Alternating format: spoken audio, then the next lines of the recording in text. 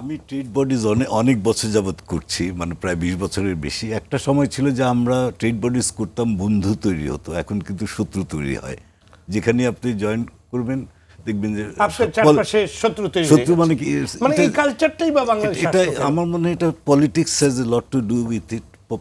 মানে party wise, political wise এখন election হলে 2টা প্যানেল হবে, 3টা প্যানেল হবে, ডিটিও যে আমাদেরকে কন্ট্রোল করে ওদেরও ওই শক্তি নেই এখন। সেই সংগঠন তো পুরোপুরি রাজনীতিকরণ হয়ে গেছে। হ্যাঁ, প্লাস হচ্ছে কি ইলেকশন যখন হয়, ইলেকশনের আগে কোর্টে যায়, রিট হয়, একটার পর একটা রিট হয়। এমনও 400-500 অ্যাসোসিয়েশন চেম্বার আছে যেটার কোনো প্রয়োজন নাই। একই সেক্টরে 10-20টা আস্তে আস্তে পলিটিক্যালি এগুলি দেওয়া হয়েছে। তো এটা থাকলে, এতগুলি অ্যাসোসিয়েশন থাকলে মানে রীতিমতো ভোটার বানানো হয়েছে। হ্যাঁ, অনেক ব্যবসায়িক না অ্যাসোসিয়েশনের প্রেসিডেন্ট হয়ে বসে আছে অনেক দিন যাবত। তো এটা যদি চলতে থাকে তাহলে কিন্তু এই অ্যাসোসিয়েশনদের নেগোসিয়েশন পাওয়ারটা একদম দুর্বল হয়ে যায়। আমরা কিন্তু ইভেন এফবিসিসিআই কখনো কিন্তু এনবিআর এর সাথে নেগোসিয়েশন করে কিছুই পায় নাই। এনবিআর যা দিয়েছে অতটুকুই পেয়েছে। তা আমি এমনি ওভারঅল ইকোনমির কথা, ডলারের কথা যখন বলেন, আমরা কিন্তু স্বপ্ন দেখছি না যে ডলার, আমাদের টাকা রিভ্যালু হবে। আরও রিভ্যালু হতে অলমোস্ট বাধ্য। কারণ এখন দেখেন গত 6-8 মাস অনেক ইন্ডাস্ট্রি বন্ধ হয়ে গেছে, বড় বড় ইন্ডাস্ট্রি। প্লাস যাদের আছে ওরাও কিন্তু আমদানি অনেক কম করছে। ক্যাপিটাল মেশিনারি প্র্যাকটিক্যালি ইম্পোর্ট হচ্ছে না।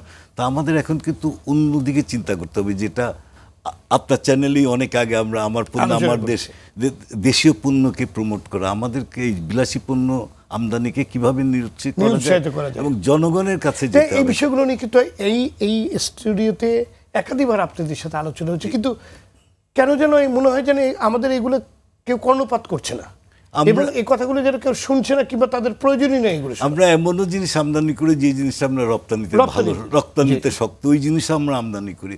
তো যেহেতু আমার কাছে ডলারের অভাব, আমি এত কষ্ট করে ডলারটা আনি, একদম ইজিলি এটাকে উড়িয়ে দিই।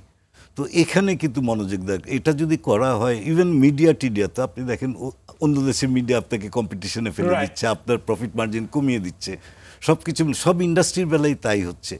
আমার মনে হয় জনগণ can help more than the Bangladesh Bank কেন। আমাদের বাংলাদেশে এমন একটা দোকান নাই যেখানে শুধু বাংলাদেশি পণ্য পাবো। আমি স্বপ্ন দেখতে চাই যে একটা মার্কেট হবে, বড় মার্কেট। আপনি বাজারগুলোতে যান, আপনি বসুন্ধরা মার্কেট থেকে যে কোনো মার্কেটে যাবেন, এমনকি মফস্বলের একটা গ্রামের বাজারেও গেলে দেখবেন ইন্ডিয়ান পণ্যে কিংবা চাইনিজ পণ্যে ঠাসা। কিন্তু আমি এটা কনফার্ম করতে পারি, আজকে যদি আপনি 100 টাকা নিয়ে বাজারে যান, যদি নিয়ত করেন যে আমি আমার টাকা দেশীয় পণ্যের উপর ব্যবহার করব এবং সেবার উপর ব্যবহার করবো, আপনি কিন্তু 100% জিনিস পাবেন। এমন কিছু নাই প্র্যাকটিক্যালি আমরা না করি, কিন্তু আমাদের ওই লোভটা যে বাইরের জিনিস ইয়ে করবো। জি না, কারণ এগুলো তো আসারও মানে এত সহজলভ্য হয়ে গেছে, এক্ষেত্রে যে পরিমাণ ট্যাক্স ভ্যাট বানানোর প্রয়োজন সেগুলো তো হচ্ছে না। বরং দেশীয় কাঁচামাল নিয়ে যারা কাজ করছে, দেশীয় পণ্য যারা তৈরি করছে, তাদের উপর আরো বিভিন্নভাবে আপনার চাপিয়ে দেওয়া হচ্ছে। আমরা বিগত দিনগুলোতে আগে যে প্রোটেকশন দিতে, এখন তো প্রোটেকশন দিতে পারেন না। ওয়ার্ল্ড ফ্রি ট্রেড অর্গানাইজেশনে ঢোকার পরে আগে তো আমাদের সাপ্লিমেন্টারি ডিউটি দিয়ে কিন্তু আমাদের অনেক কৌশল বের করা আমরা দেখেছি।